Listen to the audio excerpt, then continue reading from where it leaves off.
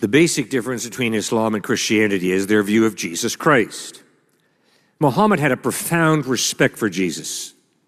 Muhammad taught, and Islam teaches, that Jesus was born of a virgin, lived a sinless life, ascended to heaven, is coming back a second time. Gosh, that's more than the typical American believes about Jesus.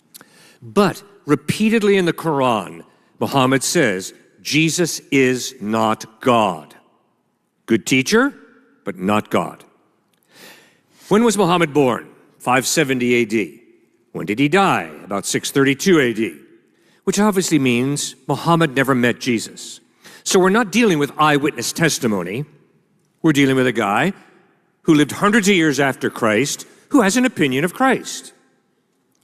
The eyewitness community and those who knew the eyewitnesses, the gospel writers, Matthew, Mark, Luke, and John, insisted, we heard and watched Jesus claim with his words and by his actions, accepting worship, forgiving the sins of a man he'd never seen who was lowered on a mat through a hole in the roof in Mark chapter 2.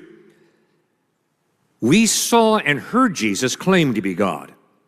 Now, when you're studying an historical person, do you want the testimony of a guy who never met the person, who lived over 500 years later?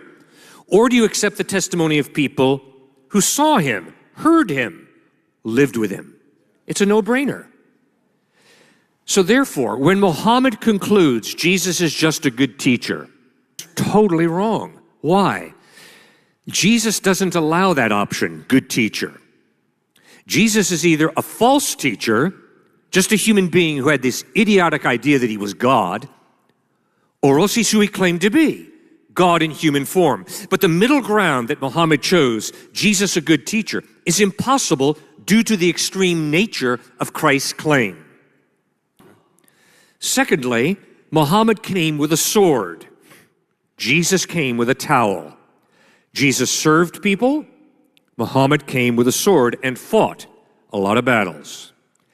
His followers later on conquered almost the whole known world with the sword. Muhammad came with a sword. Jesus came with a towel. What's phenomenal is to watch the human heart respond to Christ. A servant, God humbling himself, becoming human beings. I am attracted to a suffering God because I suffer. We all suffer.